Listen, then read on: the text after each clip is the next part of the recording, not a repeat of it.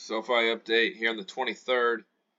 So absolutely horrible week if you're long Sofi. Hopefully everyone was hedging. Like I talked about in the last video, if we came down and didn't bounce here, then I was wrong about this coming up to 930 and gap filling. In the market, we didn't get a bounce, and in SoFi, we obviously did not get a bounce either. So now what we're looking at is on the weekly time frame, the 20 and the 50-day moving average, we are now below the 20. So I would say without a doubt, almost 100% we're going down here to 658. That's a minimum. And then if you see here, I have the line from wave A down here. This takes us down to about 622.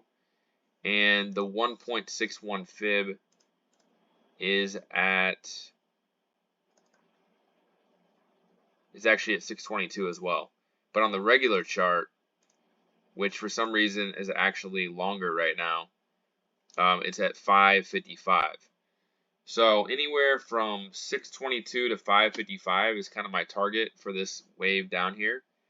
And the tricky thing about this, as I show you the daily we're below the 50 and the 20 as well, obviously. So I'm going to get rid of those now. Now that we know it's extremely bearish, what happened on this wave right here? When I was making the videos back around that time, it just kept on extending. And I talked about in the video, you can't really predict extensions. So it might go like this, 1, 2, 3, 4, and look like a normal 5-wave move. And then all of a sudden, you get a 5th wave that does this. And this move ends up going like that. So you can't really predict that. And that's exactly what happened on the A wave. Just look at this move right here. It extended. We had the 3rd wave ending right here, 4th wave, and then this was a very extended 5th wave. So that can happen. It's unpredictable. But now we should have an idea of where this is going to end at. So I would say minimum 658, which is the 20 or the 50-day moving average on the weekly, probably down here to 622. And I wouldn't expect any big bounces, kind of similar to this. So I'd be surprised if we got a big bounce. We do have a gap fill at 831. My count on lower time frames, which if we keep on getting extensions, it can be not as reliable because it's such a small time frame. But right now, this is kind of what I have. Basically, 1, 2, and we're currently in a 3rd wave. So on this 3rd wave, we have 1, 2, 3, 4, and then we get an extension. 1, 2, 3, 4, and this looks like it should be the end of the 5th wave. If not, probably one more move lower, I would imagine. So that would be the end of the 3rd wave there. And then guessing where that 4th wave would end, I would say, let's just say we go down here to 730. Let's see if there's any demand zones around that area. So I don't see anything really that substantial to kind of guess where this is going to end at. So I would say we either bottomed here for the 3rd wave, or there's going to be one more move lower on Monday. And I'm kind of thinking there might be one more move lower because I think the overall market might go down on Monday a little bit more. So let's just say we come down here to like 730 or so. Then you're probably looking at a pretty short bounce. So maybe we bounce back up here to 775. And then I would expect another extension 5th wave down here to at least 622. So it's kind of like going over the waves is kind of not pointless, but it's kind of hard when it gets on the lower time frames. I would just expect it to have the same kind of characteristics as this move right here. So it's going to have very little bounces and probably just keep on pinned and go lower, pinned and go lower, over and over and over. That's how they like to push this stock down.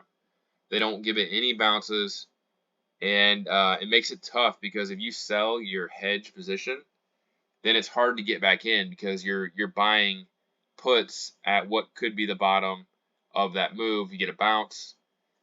But at the end, if you know it's going to go down to 622, most likely, or at least the 50-day on the weekly, then it shouldn't be that big of a deal to buy some hedges, puts, and sell covered calls. But it is easy to get burnt if you sell covered calls too, if it does bounce. So 622 is pretty much guaranteed in my opinion. The next demand zone I see on here is down here at the gap fill here at 605. So I would expect to at least get down to there, and then there's another one down here at 550. So we'll see if we get all the way down there. It kind of depends if you look at the regular chart or the log chart.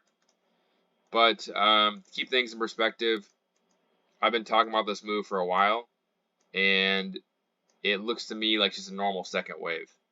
So again, if you haven't watched my videos before, this would be a normal second wave, and then you're looking at an explosion after that. The retracement for the targets is also, well, on the regular chart, it's not. On the regular chart, I would say the 0.78 fib would probably be the target. So that's at 584. Because normally a second wave doesn't go past the 0.78 fib. So I would say 584 might be actually the target, gap fill at 6, and then that would be the end of the second wave, and we can go up here for a third wave with a target of 1636, it looks like.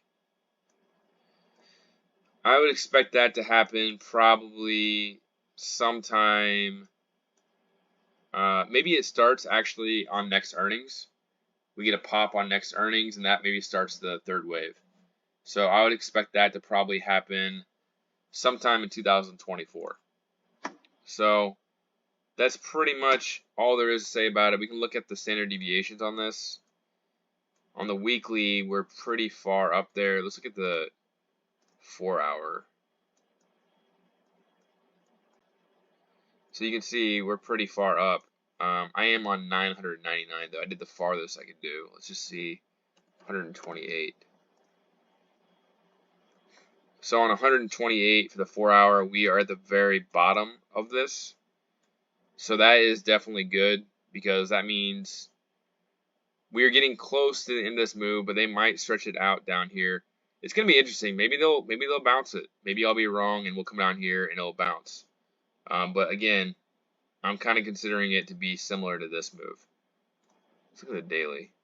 So on the daily, we're getting on the outside of it too. Weekly, we're at the very top. So I would go into it not expecting a bounce, but we are at the very outside of this, but I expect it to come down here farther. So we'll see how that goes. Look for at least the 50-day on the weekly chart. That is at 658. And that's really all there is to say right now. I think the market's going to be bearish for the next month or so. And so I would just be ready to buy the dip. I don't really like selling puts. You can sell puts, I guess. Buy the dip and maybe hedge with some puts for the next couple of weeks. But going into earnings, this is definitely a buy, like 100% a buy. So that's it. I'm going to leave it at that. I'll do another update here soon, but I would just expect more downside over the next couple of weeks. All right, have a good one. I'll put out a market update here soon.